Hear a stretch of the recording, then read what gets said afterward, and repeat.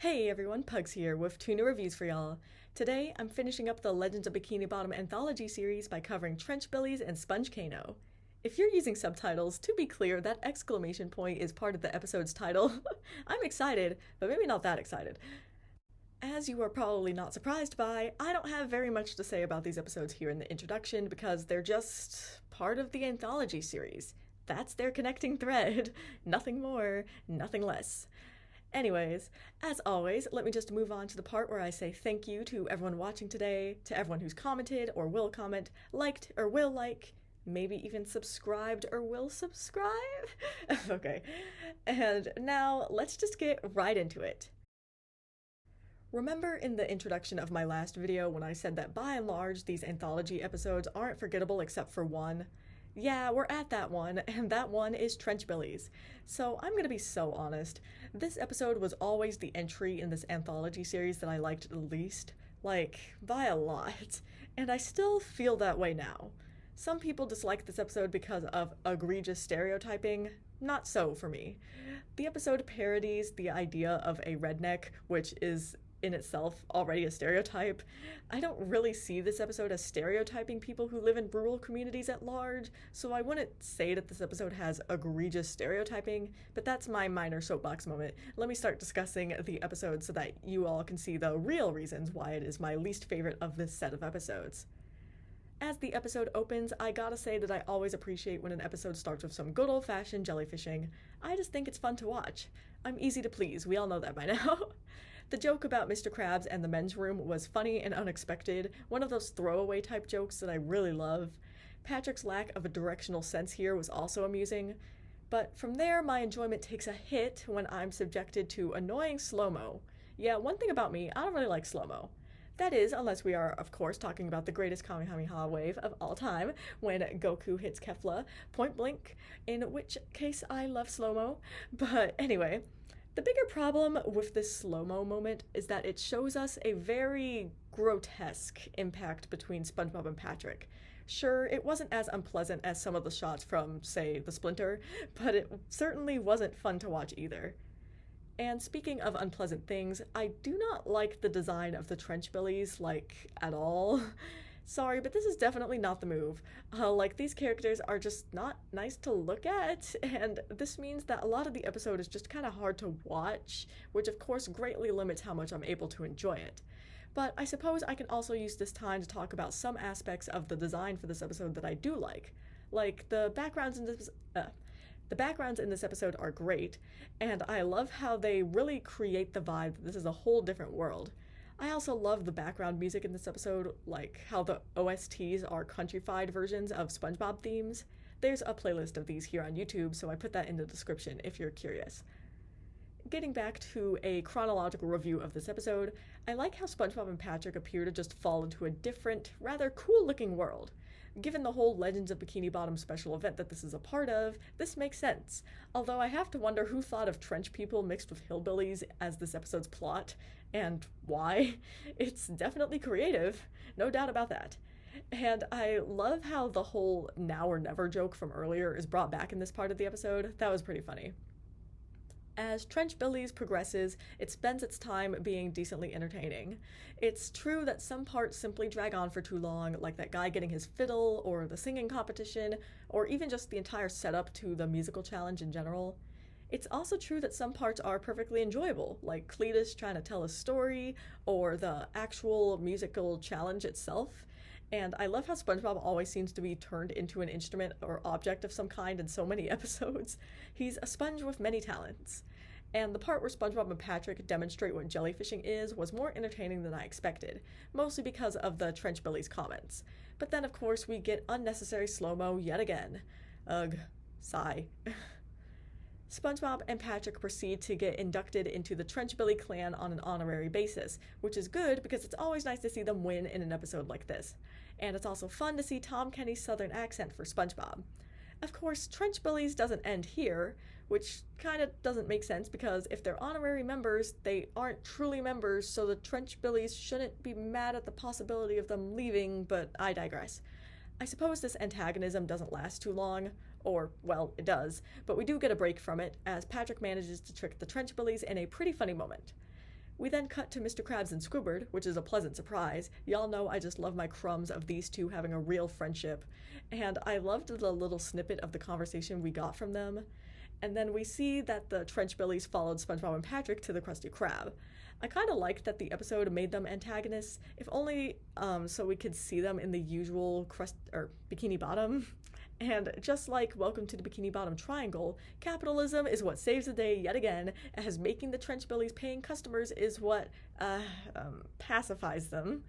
And then the ending of this episode is hilarious, with Mr. Krabs and Ma having a shotgun wedding. Well, it's not actually a shotgun wedding, but the saying was too good to pass up. I feel like I may have pulled a bait and switch here. Trenchbillies was a lot better than I remembered it being back in the day, but as I said, I still regard it as the worst of the Legends anthology so far. But I never said this episode was bad, because it's not. I actually like it decently well. It just has a lot of slow moments that aren't really that funny, as well as some visuals that kind of put me off, and that's what makes this episode fall into my good tier, where it comes in with a score of 7.6 out of 10. With Sponge-Cano, we have now reached the last entry in the Legends of Bikini Bottom anthology. How sad it is to see them go. I did really like this whole thing. Sure, some may call this anthology series a ratings trap, and wow, that is an early 2010s term if I've ever heard one, but I don't really care, at all, because it was still fun even if it was just a promotional event. There was still effort put in by each episode to stay on theme, so who cares? I swear, I just think people don't like fun. Not in the SpongeBob fandom, or the old mid-2010s SpongeBob fandom anyway, and not in any other fan space either. I think we all know what I'm talking about when I say that. Or maybe not. Either way, the point is, I think that people need to start having fun again, because it's getting rather depressing to see stuff being shat on for just daring to have some joy and whimsy about it. Sponge-Cano begins with Squidward evidently waking up on the wrong side of the bed, so to speak, because the man is grumpy as all get out. There was a little moment here, the part where we saw his portrait painting process, that I thought was neat. Meanwhile, SpongeBob has a little song that he's singing about gratitude, and it's thankfully not annoying to listen to, especially once it really gets going with a backing track and everything. I just love when SpongeBob is a little ball of sunshine like this, and in this episode it's really emphasized in order to highlight the contrast between him and Squidward, who is decidedly ungrateful for his life. Honestly, SpongeBob's song here is very inspirational, even if in parts of this episode he is used as a mouthpiece for some toxic positivity talking points. I mean, in this episode it's totally justified since Squidward brings his misery upon himself, but y'all know what I mean. At the end of this song, we get some Chekhov's plumbing, as we will be returning to that later. Once Squidward storms his way into the Krusty Krab, we get more demonstrations of him being a miserable grump. The way he essentially tells Scooter in a very euphemistic way to kill himself is fucking hilarious. We also get SpongeBob being a little weirdo, which is hilarious to me, so that's a win. Squidward here really exemplifies what it's like to work service when you're in a bad mood. Every single little thing gets to you and you simply just want to take the place you work at and shoot it into outer space. Or at least, that's how I felt on those days. Now, none of this makes Squidward any less of an asshole. He's just a more relatable asshole who needs to work on his customer service mask. At least his ranting here is pretty entertaining, although the only legitimate complaint he makes is the trash on the table, and maybe the fingers thing, since the Krusty Krab does have a part of the door that isn't glass. For some reason, people love touching the glass part of a door instead of a handle. Given that most people don't give a fuck about germs, since their asses aren't masking, I know that they aren't avoiding the handle because of that, so I'm with Squidward. Cut it out with that shit. Then Mount Bikini Bottom begins to erupt, which leads to a bunch of lava going into the Krusty Krab. Well, now I'm just being reminded of the musical. Also, if this was real life, they'd all be dead for sure. Luckily, this is a cartoon, so I just get a bunch of funny moments instead of a bunch of dead sea creatures. And I love how Mr. Krabs pulls out the same kind of fear-mongering and doom-saying that we'll later be seeing in the second movie.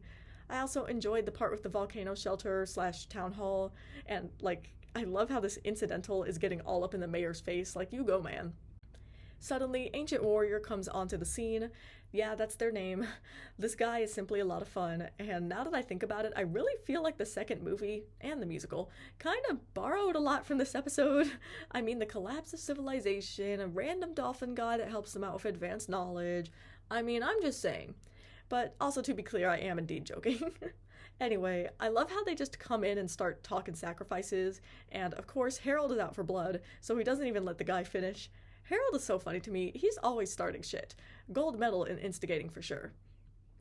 And of course, the one who was chosen to be sacrificed is Squidward, since ancient warriors said they needed to make a sacrifice of the most miserable person. I really like how Squidward clearly brought this upon himself in this episode in a rather hilarious fashion, so I better not catch wind of anyone saying anything like Squidward torture or some shit. I also like that this episode used miserable in a "you're annoying and complain about everything" way, not a depressed way, or that would have made this episode turn sour very quickly, but that issue was sidestepped quite nicely. I love that SpongeBob tries to sacrifice himself in Squidward's place. The townspeople are fools for accepting that sacrifice, by the way. And then Squidward's words bite him in the ass one more time as SpongeBob honors his earlier request to not help him. It's just like the paper, or boating buddies. And then we get a pretty wholesome moment where Squidward admits that he is grateful for the life that he's living. I suppose the question is whether this is real or just an act, and I choose to say that it's real. I mean, episodes like Graveyard Shift have demonstrated that Squidward does indeed care for SpongeBob deep down, and episodes like Squidville have shown that Squidward does like his life the way it is, so it can't be a stretch to say that he's grateful for his life too. Chekhov's plumbing does its shit as Squidward's house gets launched straight into the volcano. As it turns out, that's exactly what the volcano needed. The most miserable person's house. If y'all had just let the warrior finish, you wouldn't have been in this situation, damn. But anyway, I love this moment not just because of this hilarious diffusal of tension, but also because it features, for the very first time, one of my favorite tracks in the entire show, Traveling Along. This track has hardly been used at all, and it saddens me. It's such a great ending OST. And speaking of endings, the ending of this episode is great as well, with Squidward staying at SpongeBob's place, returned to being a miserable grump. To the surprise of no one, I really liked Sponge-Cano. It was just really great. I loved the comedy in this episode, I loved the asshole townspeople for once, I loved the story, and I loved the great track usage. Just lots for me to love. So maybe that's also why it's not a surprise that I think that this episode is the greatest of the anthology. I'll go through the whole ranking in the closing thoughts, so as to not distract from this episode's rating, but yeah, I guess I'll spoil you on that part. So all of this is why this episode is being put in my amazing tier, where it comes in with a score of 9.3 out of 10. As always, I'll be ending this video with some closing thoughts of mine. Alright, so as promised, how am I ranking the Legends of Bikini Bottom anthology? Well, going best to worst, number 1 is gonna be Sponge-Cano, of course. Then we got Curse of the Hex, then Main Drain, then The Monster Who Came to Bikini Bottom, then Welcome to the Bikini Bottom Triangle, and finally Trenchbillies. Though, remarkably, with the exception of Trenchbillies, all of the episodes of this anthology are very similar in quality, and even more remarkably, they're almost all excellent. That's pretty good, especially for episodes right smack in the middle of the most notorious era of the show, and perhaps its most notorious season as well. Gotta say, I'm impressed. I'll almost miss covering this little anthology, not because I did anything special for it, but because it's nice to have episodes have a connecting thread like this. It's not usual for SpongeBob SquarePants, and I cherish it when it does happen. Especially since, as y'all know, I like to consider the connecting threads between episodes when I review them, and sometimes that's really fucking hard. So having a special event that connects these dots for me, yes please. Alright, but I think that's just about everything I've got for y'all today. And so I'm gonna go ahead and close this video out here, and I'll see y'all in the next review.